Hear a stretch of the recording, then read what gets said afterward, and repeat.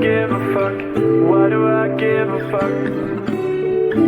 Why do I try so hard? Why do I care so much? Welcome to Why Do I Give a Fuck? A cross-cultural conversation between myself, Diane Tate, and Johanna Thompson. In these times of great struggle and possible shift, we ask ourselves, why do we give a fuck about any of it? How does the lens we see the world through impact what we see? And what do we do about it?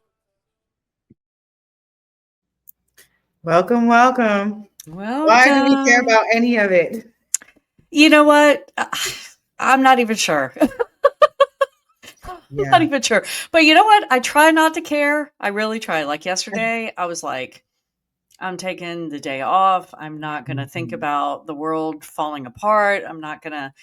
And about halfway through, I felt so guilty for not doing anything, for being still and not having, not learning something, not reading something, not. So I try not to give a fuck about it, but it doesn't work very long for me. I get kind of revved up. I don't know if that happens for you or not. Well, I don't ever feel a moments of guilt when I take time. Ever. Never. I don't. And I'm curious about like what the balance of taking time looks like. But I have been blessed since I haven't been on the islands, and I'm planning to go back to the island tomorrow. I'm not as excited about going back to the island in the way that I've always been like, oh, I've been on U.S. territory too long, let me go back. And the reason is because everybody knows that Melissa has come and devastated my beautiful little island, and the devastation is going to continue on for an indefinite amount of time right now, because we know that there is the western side of the island that is completely wiped out. People are still trying to figure out what their housing situation is going to be. There's still food coming in. There's still some of the larger philanthropic and support service organizations that are going through the island to kind of survey the land and see what the needs are. I know that there's emergency workers that are being kept at some of the resorts that are still available to house people, but most of those are still closed to the general public and being utilized for emergency workers to help clear the roads and figure out what the infrastructure is to move water. Still dealing with like tropical rainstorms happening. So getting cleanup in one way and then having to redo exactly what you've just cleaned up. My home in particular being inhabitable for me because water keeps coming in. I still don't have electricity. I still don't have general water from the water infrastructure in Jamaica. And I'm in a neighborhood that is relatively privileged with the expectation that when these things go out, that they come back quickly. This is not to say the communities that are further up in the hills or deeper in the mountains or more west towards Westmoreland and St. Elizabeth, those communities don't even have an idea of when there will be opportunity for them to be up and running. And then there's still communities of people that haven't had any access yet because there's just no way to get to those communities of people. So there's a lot going on for me. Lots that I care about. It's really like self-centered in this moment, self-centered in a way that I'm also thinking about like what it is that we can do to continue to support and to uplift and not forget that there's this traumatic event that is happening on this beautiful island that so many people have benefited from in some way, shape, or form. And so yeah, that's what I'm thinking about, caring about, and preparing to get back on this island tomorrow, bring some more generators, figure out how to coordinate bigger generators over. We heard about Buju Banton, who had an entire aircraft that went into Kingston, and the old pirate spirit I'm laughing because I'm not laughing because it's funny. I'm laughing just because like the pirate spirit of whatever happened there and all of the equipment that was taken, the emergency care equipment that was really stationed and being directed towards St. Elizabeth, all of that stuff disappeared. I hadn't heard about this. So can you give just a little bit of a synopsis of what happened? Yeah, big deal. Buju Banton did a whole media ploy letting people know how much need was needed in Jamaica. He filled an entire airplane full of security supplies got to the Kingston Norman Manley Airport, and it was emptied by the time. Yeah, man. By the Empty time that, by like yeah, crowds of air, air, people or no, no, airport personnel, no, because it came into oh the airport, goodness. but somehow with government, there's not clarity on Yeah. how things disappeared, but things did disappear, and and there was some mockery around it. I don't really get into like all of the he say she say. We just know that so equipment came into port. Equipment was not received in the way, and it did not get to the community of people that needed it. And a lot of support. There's questions about a lot of support with like kind of those big organizations coming in to do care. So I really am offering, if you've been on the island of Jamaica, it's probably that you have somebody's number that you connected with when you were Mm-hmm. here.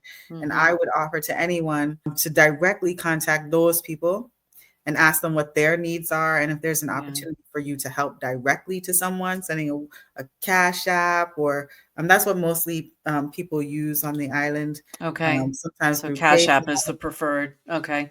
Cash App, PayPal. Those are That's the good to types know. of supports, direct relationship supports, because, you know, when there's a big disaster and there's a lot of supports from major industries pouring in, most of the time, the people that actually need the support and the help, it's taking a long time to get to them. I know the community of folks that I know that are business owners, most of them have ordered their own containers of supplies to come in to help support their employees, to help Mm-hmm. actually rebuild those houses so that people can get back in their Yeah, homes. you mentioned that before. I thought that was such a Mhm. what a great way to support your employees for Yeah, I mean sure. that's culture and community, and a lot of the Mm-hmm. employees are Mm-hmm. are a cultural family, like not so Right. much like blood family, but Right. cultural family The with one family you another. choose. Yeah. Yeah. Yeah. And so, folks are coming together in that level of mutual aid that we were talking about in one of our episodes to Right. really support and get people back on their feet so that we can start with the economy. Now, as far as the clubs and the partying, Montego Bay is going to make sure that it has some type of a resource to get people to, Yeah. desire to come back to the island. And Right. so Right. I know that a lot of those businesses are up and running and trying to get things going. So, Right, and I would imagine based on capitalism, right, and based mm, on the power that people have, the all-inclusive resorts, the sandals, all of mhm. those are probably getting resources to rebuild and restore a lot quicker Yeah, than the other communities, and because tourism is key, right, and that's and which a major component. I'm not belittling it in terms of the it's a real source of Mhm. income for the island, but I guess I just get a little well, we talked about this in previous episodes that the money that people spend at these resorts doesn't necessarily stay on the island. It goes into the pockets of people that are Right. not on the island, and that's always unfortunate. So and am I would I be right in saying that like if you know somebody on the island and you wanted to send them like a care package, is the postal service and the way to like that's is that I would imagine that's been impacted by the storm. Am I I right in saying imagine that? so, and I Yeah. don't have the information to actually answer that because I Okay. haven't sent a package, Right. or have anybody send me a package from Right. any other country. So I'm not sure what delivery of that looks like, but I can Yeah. imagine that It's if been you impacted. are living in an area that is more remote, then it's going to be Mhm. more difficult for that human being to get down to wherever packages are Yeah. being held at this point in time Yeah. in community and or the kind of organization of that, because so many things are coming into the island. I have heard stories of things getting lost. I don't know what the customs process is because I'm just coming in on commercial flights, and so Right. things are Right. coming in with me that I check, and then I get them right when I get off the plane and carry them Mhm. into Mhm. community with me, which is Yeah. what for those of us trying to transport things to support on the island, that's the way that we're doing it. That Right. just makes sure that you have Right. what you need. Right. I am hearing, and I am going to try to get this 200-pound generator across the island, and I did get some resources with that. So I am hearing that like the transport and the processing time is going a little bit quicker. Okay. than what they usually take time to do with customs and all of the paperwork Yeah. and paper Yeah. trails, because they know that people have major needs. Right. Yeah. Yeah, but Yeah, it's I mean, over time, hopefully, as the roads get clearer and, and the infrastructure, but I hear what you're saying about the folks that are so remote. I mean, there may be people up in the hills that definitely. nobody's heard from, that nobody knows what their status is, don't even know that's necessarily where they live, to go try to find them and go try to check on them and make sure that they're okay. So yeah, it's definitely going to be a long recovery I think that period. like And the sorry, you Mm. froze for a Well, minute. Go it is ahead. definitely a long it's definitely a long recovery period. And I think that some of the impacts of like the climate impacts that happen on an Hmm. island Hmm. when something so major goes down, like a category 5 hurricane, Yeah. really makes it very clear about what climate justice needs to look like, excuse me, as far as infrastructure, for Hmm. communication, for processes and plans, and also having the resources to be able to maintain the infrastructure, like clearing the roads, and how the roads are initially built, because the roads can be cleared, but if it's not a very solid cement that is being used to make the road, then Right. as soon as it's cleared, the mud and the water is going to wash away whatever the Take material over. is that has been Right. used. Yeah. Those are some of the things that we need to be thinking about. In also the climate injustice of the amount of disease that happens when pooled water, when things can't be cleared out properly, Right. when Right. food can't be stored in the appropriate way. All of those type of injustices, especially on a little island that doesn't have a strong traditional plan of like recycling. It's just not what Yeah. happens in the way that had happens in the United States, to be able to repurpose things, the Hmm. repurposing of like raw materials. I think that people are really ingenious with in rebuilding things. And Uh, zinc. We learned about zinc last time. We know what zinc is now. um, Yeah. Yes. folks are really ingenious with like the way that they can see what their resources are and make Mm. something out of nothing, for sure, 100%. There's no Yeah. question about that. But then just like the actual infrastructure that needs to be put in place by the government in a way that really looks at how are we rebuilding with some climate justice, and thinking about the environmental impacts that Right. will put Jamaica in a safer place in the communities of people that are most affected at this point in time. Yeah, you were talking about things getting washed away and water pooling and things, and it made me think of Gaza, because right now Mhm. the rains have started. The rainy season is happening in full force in Gaza, in Palestine, and the videos that are coming out of that area, and the people that I'm connected with on the ground in Gaza are letting me know how it's impacting them, and the rivers of water that are coming through people's tents. Children are Mm. waking up, surrounded by water, and you were just talking about the infrastructure being impacted by a catastrophe, and therefore it doesn't work the way it should have worked. Well, in Gaza, of course, everything is gone. So there is no infrastructure anymore. And so that rainwater is all mixed with sewage, and it's mixed with trash, and it's mixed with, unfortunately, remains of folks that are still caught in the rubble. And so, as you were talking about disease spreading and that kind of thing, yeah, it's a real, it goes beyond We anything can't that imagine. right. You can't, especially if you've grown up in the U.S. territory or in any country that, when we have, when the U.S. has, I'll speak through the U.S. because that's my lens. When we have catastrophes that happen here, we have emergency service teams, and we have rapid response, and we have FEMA, such as it is, and we have governmental structures that are in place that can possibly come in. Well, no, but to your point, on U.S. and more developed up places that have more resources, you have all of these things. You have road. I'm thinking this like the basic.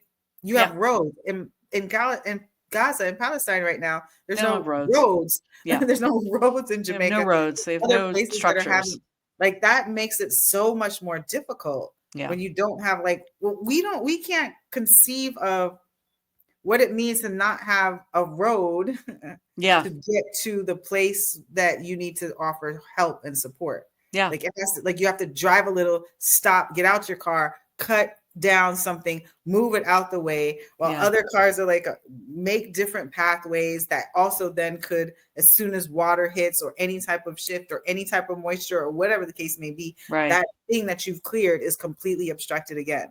Yeah. So yeah, it's really inconceivable when you are experiencing or are part of and impacted by like a major environmental disaster.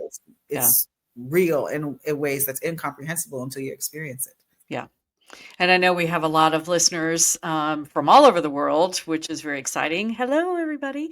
So everybody's got a different experience about, you know, what how their country and how their infrastructure is set up and how it functions. And I think these are all super important things to think about when we think about climate and we think about, I know that climate change, you know, I think haven't we like gone through this metamorphosis of language. You know, I remember back in the day when it used to be called global warming, and then they changed it because people didn't understand, well, it's cold. What are you talking about global warming? It must be a hoax, you know? And so they changed it to climate change. And I've also heard climate catastrophe, which I think is appropriate in a lot of ways.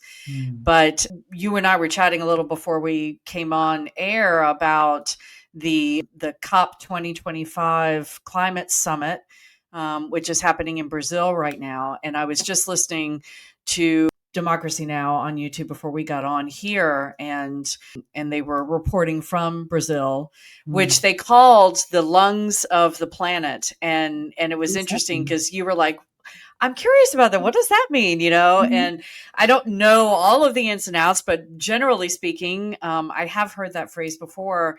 And it really is relating to the Amazon rainforest that is in Brazil and in other areas around there, that forestry operates as the lungs of our planet. So for those of you who may have skipped science or, you know, didn't get the science, as we know in the US, most people aren't getting the schooling they need to get, but trees and plants create oxygen. They clean our air. They take carbon monoxide, which is what we expel when we breathe out, what our cars expel, what our machines expel.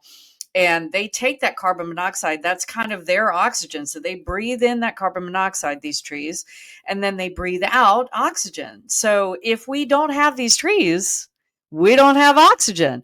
And so that's why the Amazon rainforest is called the lungs of our planet, because it is such a deeply concentrated section of land that has such a highly concentrated set of trees that causes that restoration of our oxygen and taking the carbon monoxide out of our air and creating oxygen so that we can continue to breathe. And so I think it's beautiful that they're having the summit right there, because that is an area that is on the front lines, if you will, of our climate catastrophe, and one of the ways that we can try to mitigate that. But also, too, what I thought was interesting was this is the first time in 3 years, I believe, that they've held this climate summit in a country that allows for civil protest.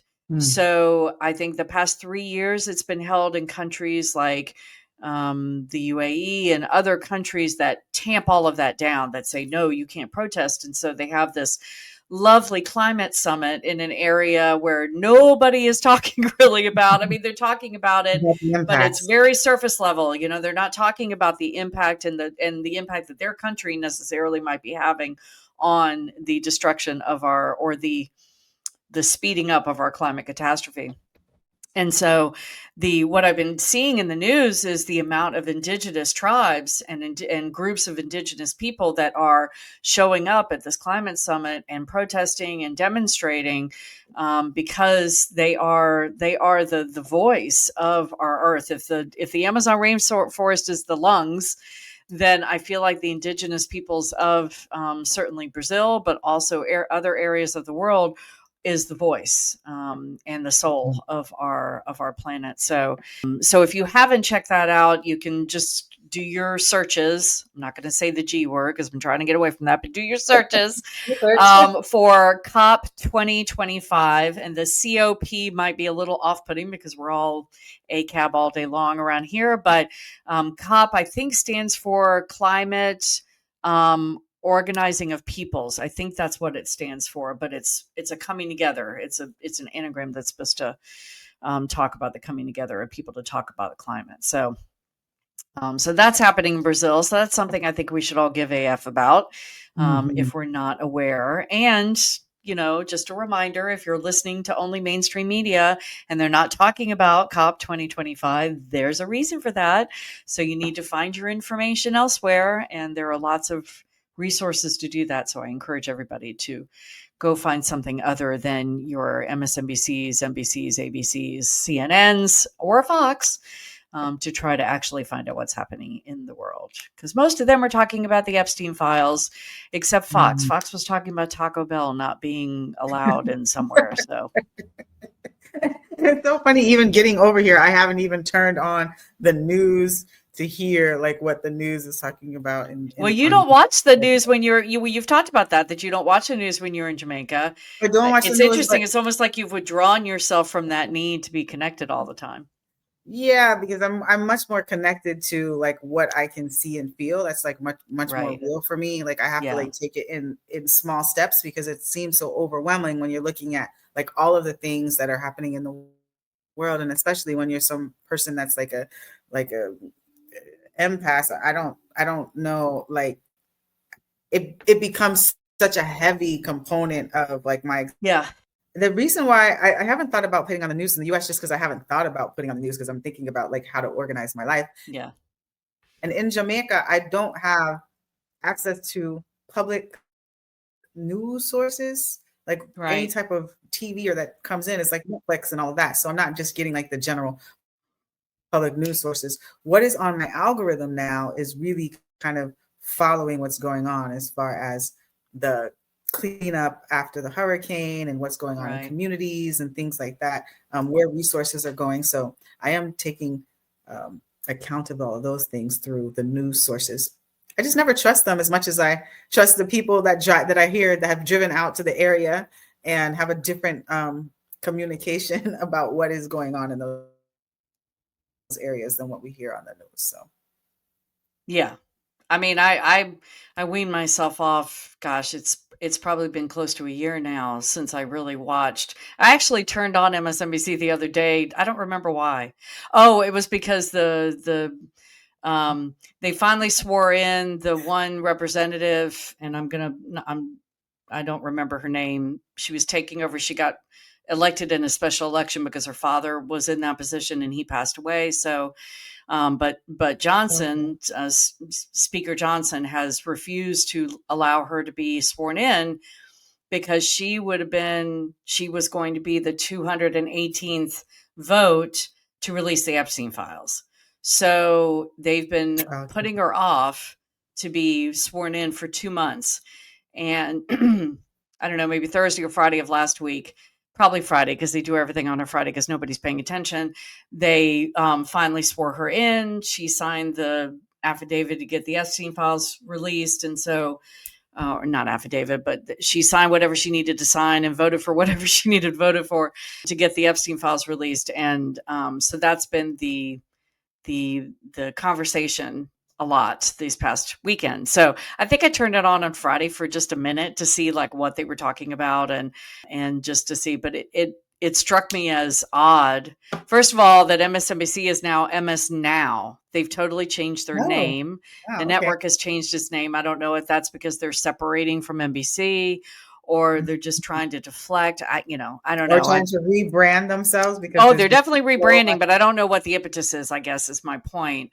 So I know CBS is owned by somebody who's who's fired all of anybody that's non-white as an anchor or a reporter has gotten fired from CBS. And I don't know if NBC is doing the same thing and that's why MSNBC is changing and rebranding. Don't know. But Hmm. so that So was kind of, yeah. Go what ahead. I'm hearing, the observation is that not only rebranding, but you're seeing a shifting on who's going to be representing and reporting the news. Yeah. I know on CBS, that was a big thing about a month ago, that the woman that's running CBS now is a known Trump supporter, Project 2025 supporter, all right, Christian nationalist, whatever. And she has intentionally and very vocally, with not trying to hide it, been firing summarily anybody that is non-white and doesn't follow her necessarily her Christian values. And so this is definitely, you'd see a siphoning off of any voices that might be remotely different than a Christian nationalist, America first kind of mindset, conservative mindset. So it's not even conservative, I think, Mhm. anymore. It's really just cult like. But Mhm. so yeah, it was interesting, and that was when I heard about them rebranding to MS Now instead of Mhm. MSNBC, which I think is like, okay, so you changed the name, and what does that mean? So, but yeah, it's As you're seeing all of these type of like changes take place, like what are your thoughts about like representation, or what are your thoughts about like as they're seeing these shifts happen? well, I mean, I because I don't watch all of that stuff myself. I know a lot of people still do, and so I do have concern, obviously, about the furtherization of the Fox effect is what I'm calling it. I just coined that. Mhm. So if anybody wants to use it, but Mhm. I think we all know when we talk about Fox News, we know what we're getting. It's not really news. It's entertainment. It's propaganda. It's all of those things. And what I slowly had to understand was that the other networks were also propaganda, entertainment. I knew there were entertainment, but the propaganda piece has been something new that I'm kind of ingesting and internalizing, realizing in myself. And that's why I've stepped away. So, yeah, I worry about the amount of USians who still depend on those mainstream media outlets to learn anything about what's happening, because the more concerted effort, I mean, we're all of them are becoming Fox more and more, in terms of it just being really just a propaganda push, if and Mhm. nothing else. And we're seeing magazines and newspapers doing the same. I mean, New York Times is a perfect Mhm. example of a paper that used to be well respected, I feel like, and maybe it was just that the narrative had won. Maybe they've always been Mhm. as slanted in propaganda as they are now, but it's definitely becoming to a point where the news outlets, and I'm using quotes, air quotes, for those that are listening, really just don't care that they're becoming just propaganda machine, or have they're Entertainment machines. yeah, they're becoming more, they're not trying to hide the fact that Mhm. propaganda is their main driver, that Mhm. getting a narrative out that fits whatever it is that the powers that be, the ruling class, are trying to entice people to believe. They just don't care. They don't hide it Yeah. anymore. They don't actively try to shield us from that knowledge. And so And it does yeah. call into question then, like, where are we getting our information from? What are our news Mhm. sources going to be? Like, when are we going to?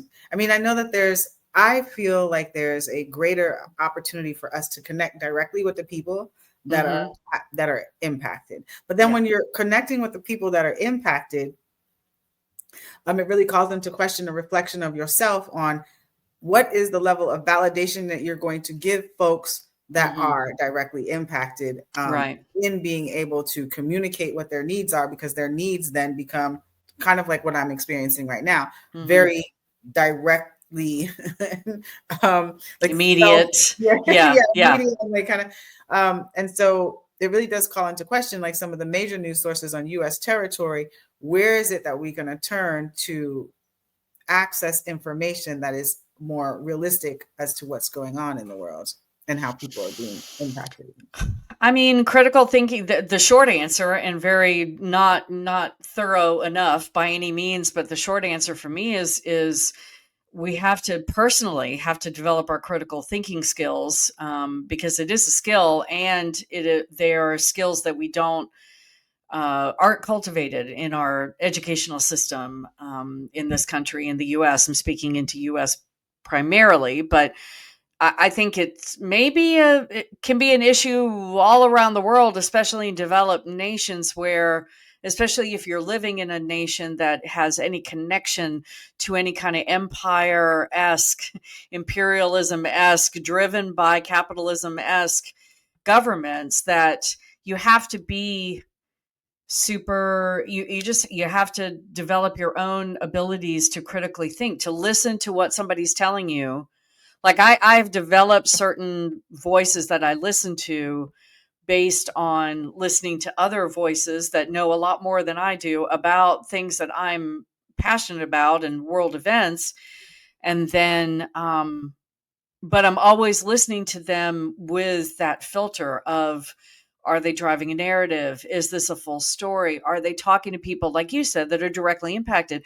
That's a big red flag for me. If you're not talking to anybody that's directly impacted to of what you're speaking into with regard to the story that you're reporting on, then you know that's a key indicator to me that that person might go as easy to say not trustworthy, and as more deeply to say is pushing a narrative that the Mhm. powers that be want them to push. So it's not easy anymore. It's It not maybe it never easy. was easy, but maybe that's a good thing, not but, and that's a good thing, because we need to get better at understanding concepts of propaganda and manufacturing consent. I mean, we're seeing it right now in real time with Mhm. Venezuela. The Trump administration wants to go to war with Venezuela, and they are creating this Everything. war. Mhm. They are manufacturing. If you haven't seen Wag the Dog, anybody that's listening that's younger than me, and you don't know the movie Wag the Dog with Dustin Hoffman and Anne Heche, and Robert De Niro's in that too. You need to go watch that movie because it holds up. And I swear that's what's happening right now with Venezuela. Mhm. They are manufacturing consent for a war with Venezuela because they want control of something. And that, any war is really about that. But right now it's happening in Venezuela. It's still happening in Gaza because they're drawing this yellow line through Gaza right now and saying that so that they can expand the settlements. It's all just another version of the land grab. So Mhm. anyway, don't get me started. No, we want to get started because these are the conversations that we need to have. And that's some of the things that I want to talk about in regards to news, asking your opinion, but also inviting folks to be thinking about what it means to build a connection. I remember when we were young people in school, there was a thing that we had called pen pals. You Yes. know what I mean? And it was like you Oh, were yes. able to be in connection with somebody from a different Hmm. place that you didn't have any form of knowledge or relationship with, and develop a building of that relationship so that you then could have a conversation with that person and understand what it is that they were going through, learn their Right. culture, learn what their Right. experiences are. We have that opportunity to do that right now extremely well, with everything with a sense of caution. Yes. But on the internet, to the point of like who it is that we're listening to, making sure that our algorithms are diversified so that Hmm. we are hearing a lot of perspectives and getting that from the folks that are not just entertaining us through technology, but also telling the stories, their own personal stories, because those are the true stories. Even if a story has been told to somebody who reports on it, that reporter and the way that production is going to happen is Hmm. going to direct what It's that going to be narrative skewed. sounds like. Yeah. Yeah, man. Yeah. But there's opportunity to like just check your algorithm for who is speaking about what their personal experiences are, and to learn from that, and then hopefully make connections in that way. And in that way, we have a stronger ability to be organizing, um, in the way that we need to. I'm trying to think about how I want to say this, but be organizing in the way that we need to against the powers that be that are harming, what a majority of community survival looks like at this point. Yeah. And I'm using the words survival because most of us are not getting to the point or in a place where we can thrive. And so Right. looking Right. at how it is that we configure our communication and connection with one another so that we can survive, so we can get back to dreaming about what thriving looks like. Yes, absolutely. Yeah, well, I've said before when October 7th happened, full disclosure, I did not know Mhm. anything about what was happening in Palestine and occupied Palestine, and when I started following people on social media, mostly Instagram, when I started following voices that were on the ground in Gaza, that was how I learned and The started to truth of that. unpack and started to Mhm. learn about what was happening in occupied Gaza and how Palestine and how it's been happening for 80 years, and you know and then when Iran started happening, when the US Mhm. started bombing Iran, I tried to find Iranian voices on my algorithms to start to listen. So yeah, social media, I mean, I know it gets a bad rap, and I know it can be a very toxic environment in certain aspects, but the other beautiful thing about it is that it closes that gap. If you can find the voices of the people, and there are ways to make sure that those people are actually in the countries that you're trying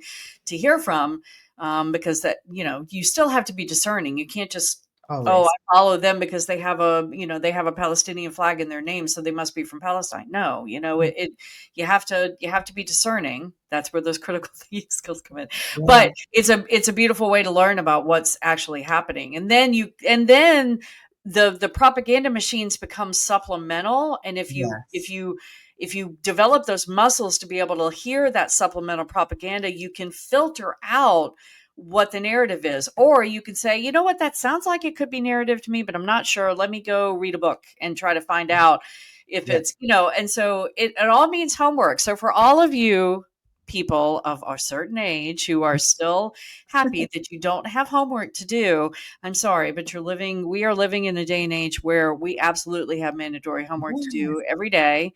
And we can't just passively listen to people telling us what the world is about anymore. We have to do the deep dive ourselves. You have to do the deep Sorry. dive. And I'm hoping that our podcast is like offers seeds of information. So it's not just like listening to us about what's going on in the world. Yeah, we're not Seeds of experts. We're information. not We're not just about, experts. I mean, we're Mm-mm. experts in our own existence. So I'm gonna say Yes, that, right? yes, Like yes, yes. if we're Our own using lived experience, yes. But when it comes to if the we're other using, stuff, I'm gonna offer that, like, experts in our own experience, but we have so many resources to gather information in yes, the way that yes. we will be able to resource our minds to be able to think outside of our limits. And then if you're choosing to think in a limited way, just be aware of yourself in that way. I'm just Right, right. you know, Awareness is key. I mean, it's okay if you like watching those, NCIS shows, or I call them propaganda shows, because that's yeah, mostly what they are. They're making the police look so wonderful, and they're going to save us all, and it's all propaganda. So, but if you feel like you want to watch it, then just watch it, but watch it through the lens of knowing that it's propaganda. And with every passing scene, go, interesting. They're painting that cop as being such a hero, but is he really? Did he really do it? Or anything on entertainment is thoroughly unrealistic from what we thoroughly, thoroughly, thoroughly, how we and has a experience narrative it. to push. So Well, you gotta be mindful of always. that always. So before we go quickly, do you want to speak into Light Her Way I and do. just, yeah, To just keep, our one love for Jamaica going. We do have yes, the Light Her Way JA initiative, which is a rapid response initiative to get power onto the island, to get solar backpacks. We want to start out with 500 solar backpacks into the hands of women and girls in particular on the hmm island, because of hmm specifically vulnerable population on the island with immobility, inability to get to the services that you need for healthcare, yep, inability to like actually do the building of homes and things like that, just because it's physically not the same possibility. right, And so, and ability to actually be in communication and connection with people to tell folks what their needs are. So we particularly want to put these solar backpacks in the hands of women and girls. And we also know that those are the holders and the keepers of community and culture in Jamaica. And so they'll make sure that everybody else has the resources that they need right, as they're continuing the work going along. And so lightherwayja.com, you can visit to support. It is a direct link support. I will continue to give updates as we get to our funding goal, because that's what we need to do. We need to get to our funding goal so that we can get all the materials and transport them over to the island. It's a rapid response because it's an immediate need right now, but it's a longevity of response because it's going to take years for Jamaica to recover from Melissa. And the the backpack, the solar backpack idea is just brilliant, and it's going to be an ongoing need thing. So like you said, it's immediate response right now because everyone is in dire need, but this could transform. It will transform women and girls' access to agency and to be able to care for themselves in an ongoing process. So, so for those of you who are listening, I've got the URL up on the screen right now, but for those of you who are listening, lightherwayja.com. So that's lightherwayja.com. Go there, click that support button, give whatever you can, and know that no amount is too little. And let's make sure that that we're able to get these 500 backpacks onto the island and in the hands of women and girls so that we can support them in their recovery efforts. So thank you, Jay, for spearheading that.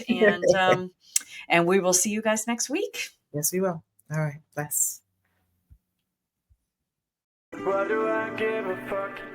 Thanks for joining us.